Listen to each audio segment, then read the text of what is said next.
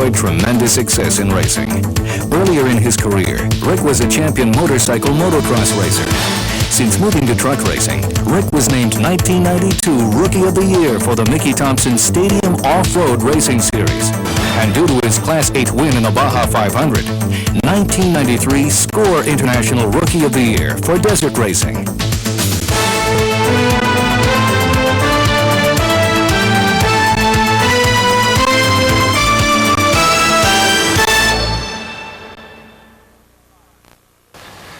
Hi, I'm Rick Johnson. This video isn't going to teach you how to be an off-road racing champion. Rather, it's going to help you understand one of the latest technologies in safety, four-wheel anti-lock brakes. I've asked a couple of friends of mine to join me. Dave, Cindy, come on over. Just like you, they've recently purchased a new GM truck and they want to learn more about the new anti-lock brake system on their vehicles. Ready to get started? Go ahead and get into your vehicle so you can experience the benefits of ABS for yourself. We have some other ABS-equipped vehicles for them to drive as well. ABS uses wheel speed sensors, a hydraulic control unit, and a computer control module to greatly reduce the possibility of skidding during hard braking. ABS also lets the driver steer the vehicle to help you avoid an accident. Before we look at how ABS works and what it can do, let's talk about what ABS doesn't do. Anti-lock brakes do not necessarily make stopping distances shorter. You need to maintain the same distance from the vehicle ahead as you do with conventional brakes. Also, you still need to firmly apply the same amount of pressure on the pedal in enough time to stop the vehicle. And you must keep constant pressure on the pedal to accommodate any brake pedal travel that may occur while ABS is working. Now let's take a look at what anti-lock brakes do for you. In a hard braking situation without anti-lock brakes, the wheels may skid, losing traction between the tires and the road. But as you can see, with anti-lock brakes, wheel lockup is kept to a minimum. Four-wheel anti-lock brakes also improve steering control throughout the braking situation. Since the front wheels don't lock up, traction with the road is maintained, helping the driver to steer around any obstacles. On the other hand, without ABS, the vehicle goes into a skid and directional control may be lost until the driver lets up on the brakes and the wheels start to roll again. You may also think anti-lock brakes only work when you slam on the pedal. That's not true. Anti-lock brakes will begin to work as soon as the wheel starts to skid, which can happen even with a slight application of the brakes, especially if the road is slippery or bumpy. Anti-lock brakes will activate on wet, rain-slick pavement, on roads that are snow-covered, or on ice. Braking on gravel roads, sand-covered roads, and other loose surfaces may also activate the anti-lock brakes, as could braking while going over bumps and elevations such as railroad tracks. And even if the road surface is dry, smooth concrete, such as a highway, the anti-lock brakes will activate if the brake application is hard enough. So no matter what the road surface or driving conditions, you can be assured that your four-wheel anti-lock brake system can help you get safer, more controlled stops. But to maximize the effectiveness of this system, there are several things to remember. With anti-lock, you should not pump the brakes. Just apply constant firm pressure to the brake pedal and let the anti-lock system do the rest. Also, like a conventional brake system, ABS is most effective when the tires are in good operating condition with good tread and the correct tire pressure is maintained. Like any vehicle, whether equipped with ABS or not, proper seat adjustment is important. Position the seat so the driver's foot can be placed on the pedal with a moderate bend in the knee. Even when the pedal is fully depressed, the legs should still be able to push the pedal further. And for commercial applications, the load should be evenly distributed over the rear axle for maximum effectiveness of the anti-lock brakes. Now let's review some of what you may experience when the ABS is operating normally.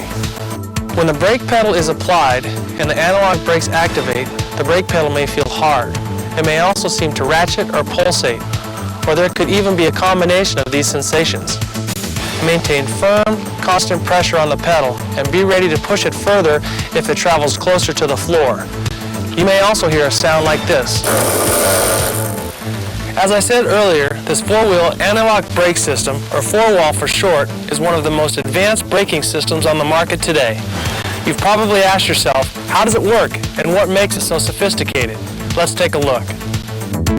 The anti-lock brake system consists of several major components: wheel sensors, a hydraulic control unit, and an electronic control unit, which is essentially the brain of the system. The system works like this. When the brake pedal is applied, the electronic control unit monitors information from the wheel speed sensors. When the control unit detects that a wheel or wheels are about to lock, the module signals the hydraulic control unit to reduce brake pressure to those wheels.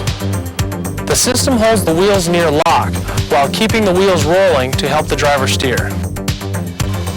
Sound pretty complicated?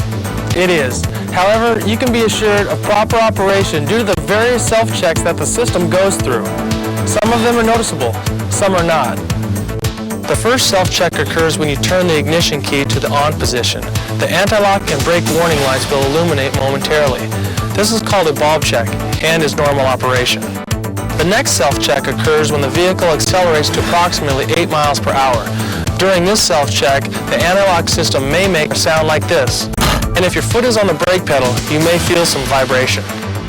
The anti-lock system goes through other self-checks while you are driving. However, these checks are unnoticeable.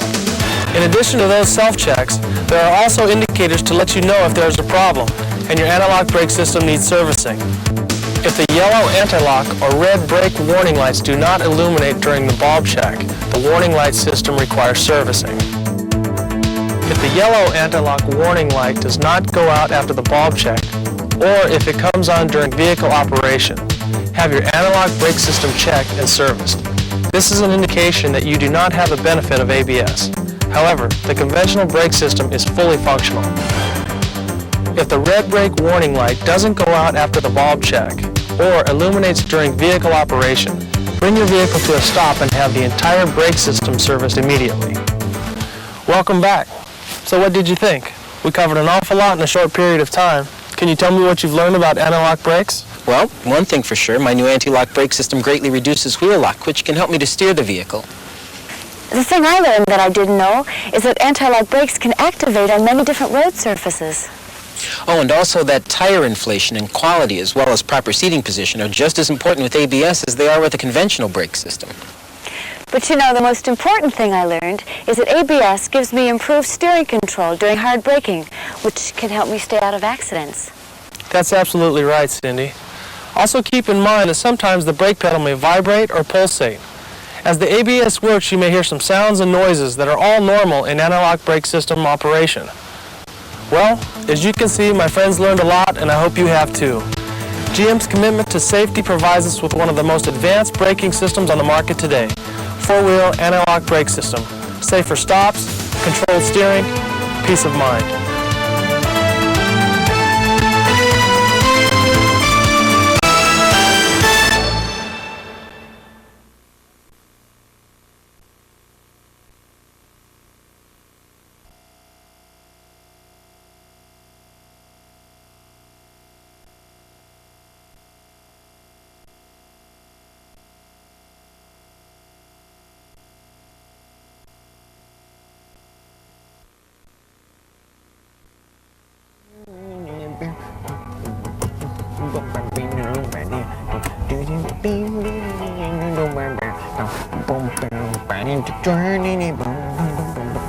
Hey, nice yard. That is...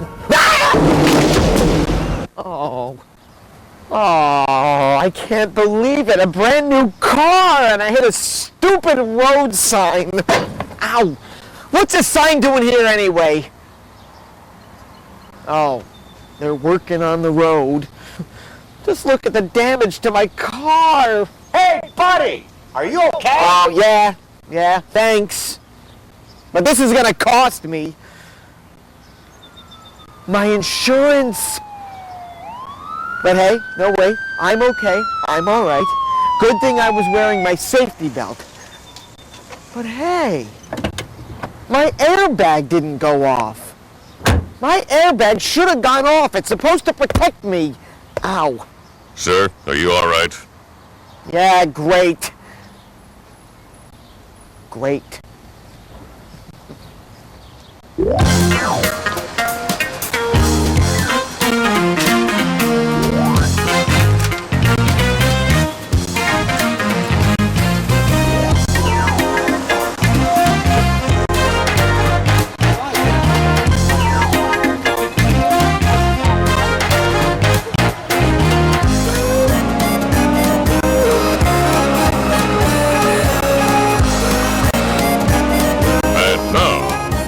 episode of Mort the Traffic Guy in Mort Bags It. What you need to know about airbags.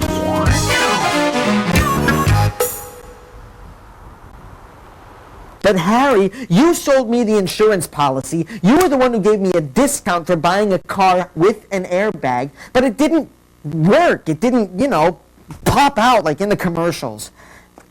I know you don't know why.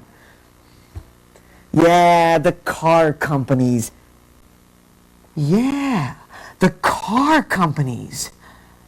Harry, I'm sick and tired of being a little peon in this world and getting pushed around. I gotta go.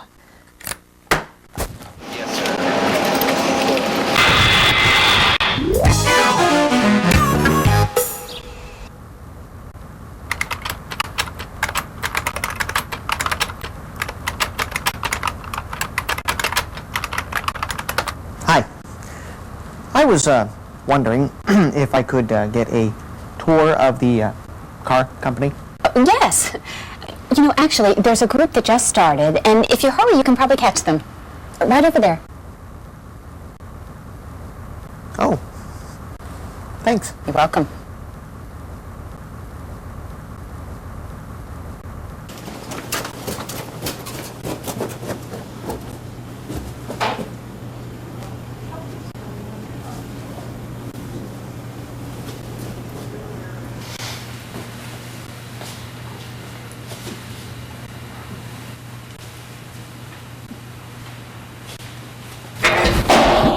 Lost from the tour, are you? Oh, yes. No. See, I'm with the tour, but I'm not lost. I wanted to know if... I had a crash, and my airbag didn't go off. And I wanted to know if... Deploy. Deploy? Yes. What you're trying to say is your airbag didn't deploy. Oh. Yeah. My airbag didn't deploy during the crash, and can you please tell me why? Well, there could be several different reasons. First, you need to understand when an airbag is supposed to deploy, because an airbag is not designed to deploy in every crash. It's not. I thought you crash and, poof, your airbag deploys. No. Look, an airbag is a system of three basic parts: the diagnostic unit, the crash sensors, which are here, or sometimes here, and the airbag module itself, which is either driver's side or passenger side if the car is so equipped. In a moderate to severe frontal crash, the sensor send a signal to the airbag modules telling them to deploy. Well, how do you know if your system is working? Well, when you start your car, the diagnostic unit turns on and monitors the airbag system the entire time you're driving. If the warning light ever stays on continuously, take your car to a service shop and get it checked out, because there might be a problem. Okay. But how come my airbag didn't work? Well, the airbag system is only designed to work in crashes where it might help reduce serious injury, more specifically in moderate to severe frontal crashes, and that's really determined by physics. Physics? I think I better be getting back with the tour. Oh, no, wait. Did someone say physics? Whether or not your airbag deploys depends a lot on me. Delta V. Delta is the Greek letter that means change, and V is the symbol for velocity. Your car's delta V, change in velocity, depends on what you hit and how you hit it. Airbag deployment is determined not just by the delta V, but also by how quickly your car slows down as it hits something. That's how the crash sensors know if the crash is severe enough for the bag to deploy. I'll show you. Here, the delta V is large and happens very quick. But if at the same speed you hit something that's movable, your change in velocity is smaller and takes longer to occur because you keep moving after the crash. Got it, Mort? I got it. Because I hit something that moved, my crash might not have been severe enough for the airbag to deploy. That's correct. But there are other things that can affect the change in velocity. Let me show you. An airbag is designed to deploy in a crash comparable to squarely hitting something unmovable like a brick wall head-on when you're going 8 to 14 miles an hour. But all crashes are different.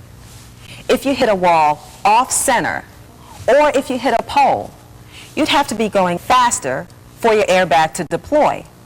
That's because the crush of the car is concentrated in one area, causing delta V to occur more slowly. If you hit something that's movable and crushable, like a parked car, you'd have to be traveling at an even higher speed before your airbag would deploy. So, just because you crash and there's damage to your car does not mean that your airbag will deploy. It depends on what's hit, is it movable and crushable, and how it's hit. Head-on, slightly off-center, fast, slow. Since an airbag isn't designed to deploy in every crash, if you really want to be safe, you've got to wear your safety belt. Oh, good thing I was. That's exactly it. That's why airbags are called supplemental restraint systems. Look, driver and passenger side airbags don't do anything if the car is hit from the side, Look at that. from the rear, or if the car rolls over. Check it out. And airbags only deploy once. Some cars are hit more than once during a crash. Only safety belts can reduce your risk of injury in all types of crashes. Hey, is there a snack bar around here? Down the hall and to the right. Oh, thanks.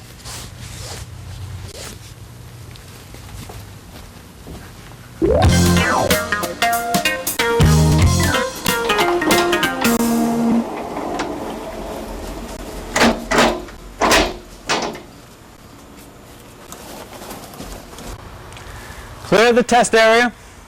Commencing deployment countdown. 3, 2. Here. You have to put them on. Commencing deployment countdown. 3, 2, 1. Wow! That's pretty powerful stuff. What's in there anyway? Nitrogen gas. What? Nitrogen gas. You are a bit early for the tour. Kind of like an explosion.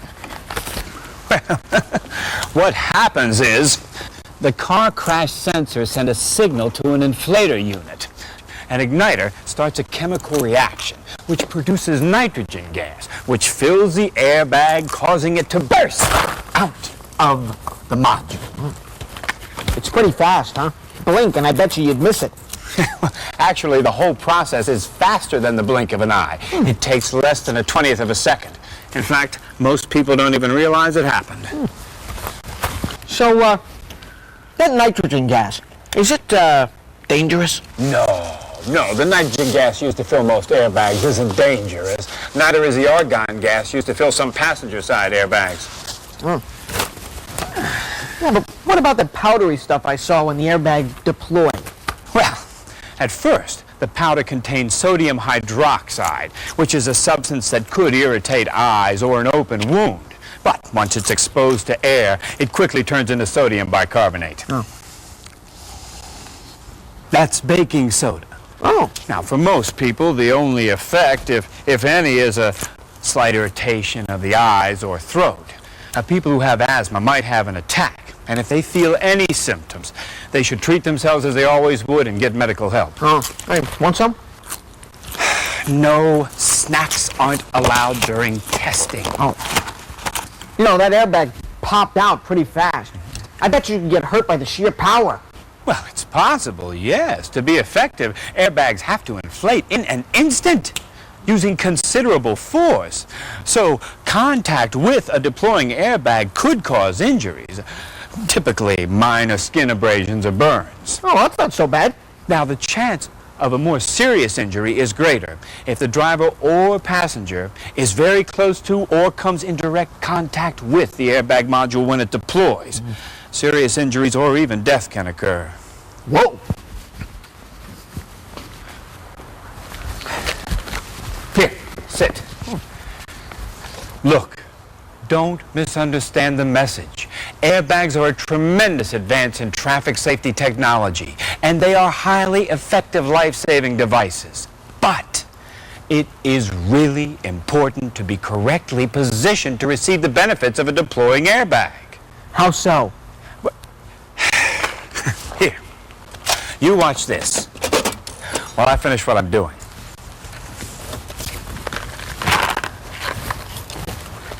In order to receive maximum benefits from a deploying airbag, drivers and passengers must always wear safety belts correctly and properly position themselves in the car. The lap belt should be low and snug across the hips, and the shoulder belt across the chest, adjusted to instructions found in the owner's manual. Sit upright against the seat back and adjust the seat rearward so you're away from the airbag module but still able to operate all controls. Hey, is there anything else I should know? Yes, actually.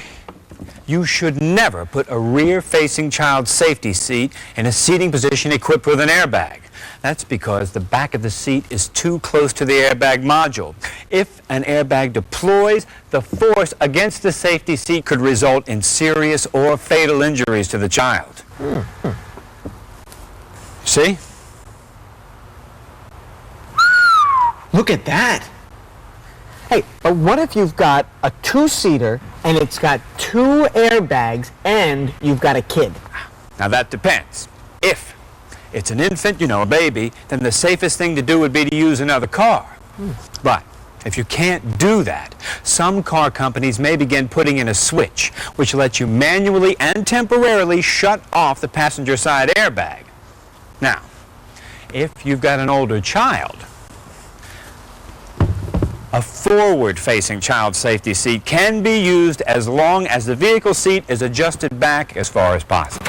As we enter this room, you'll see here is where we do some of our airbag testing. Looks like your group caught up with you. Yeah. Thanks. Boy, there sure is a lot to remember. Airbags are designed to deploy only in moderate to severe frontal crashes when the delta V, change in velocity, is large enough and happens fast enough. The most important thing to remember really isn't even about airbags, it's about safety belts. You've always got to wear your safety belt because an airbag isn't designed to deploy in all crashes, and airbags only deploy once. Safety belts also help keep you in the correct position away from the airbag module. Because of the force of a deploying airbag, close or direct contact with an airbag module can cause serious or fatal injury. Well, that's also why you should never put a rear-facing child safety seat in a seating position that has an airbag. The only way to receive the maximum benefit from an airbag in a crash is to wear your safety belt. So, buckle up every time. My airbag didn't deploy because it wasn't supposed to. I think I got it in the bag. Hey, if you want to learn more about airbags, write to the American Coalition for Traffic Safety and ask for their free brochure. What you need to know about airbags. There's take 6, action. Oh, I can't believe it. The boom came in it. Here, sit. Look, don't misunderstand the message.